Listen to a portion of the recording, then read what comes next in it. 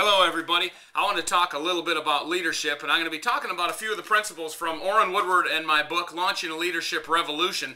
And a lot of times when people hear the term leadership, they seem to think that a leader is someone who's born for that position, or they have to look a certain way, or even be a certain gender or a certain age or something. But leadership is something that everybody is going to be called upon to do at some point in their life and many points in their life. And the challenge is that a lot of people just aren't ready. Don't even get me started on political jokes. We can talk about all kinds of politicians who appear to be not ready. But leadership is not about position. It's not about authority. It's not about any of those things. It's about deciding to take action, to take responsibility, to do something about what's going on. With all that's happening in our world, with the changes that are taking place in our country, there's a lot of people concerned. There's a lot of people wondering, what do I do? What can happen? Maybe I'll go do this. Maybe I'll go to a tea party. A lot of things people are doing are fantastic.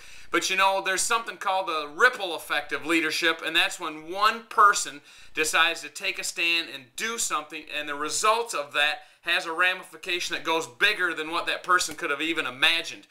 It just cracks me up how so often we'll hear all these problems and issues talked about, all these different things that are happening, and we've gotten into this sickness in our country where we have this thought that somehow the government's supposed to do something, that somehow this government that we have is there to make the world a better place, or to take care of us, or to make things better.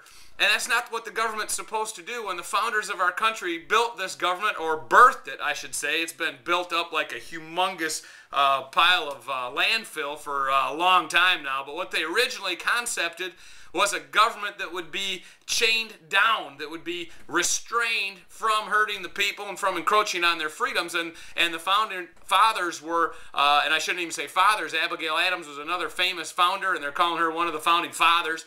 But the founders of the United States were building it on a concept of freedom, and they wanted to chain down government so people would be free. They were fearful of government. Well, today we've kind of got it flipped around, and now people worship government instead of fear government. But what I'm getting at is leadership doesn't come from top-down decisions, like there's a problem, and now we have to go get somebody above us or get a bigger person in authority to do something about it. We're the ones that should do something about it. A leader says, I'll do something about it.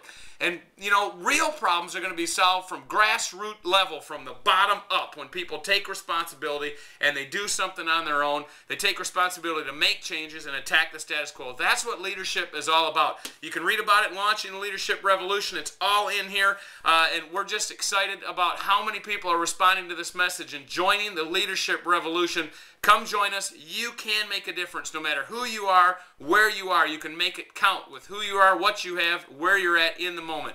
And, make your life count. Live while you're alive.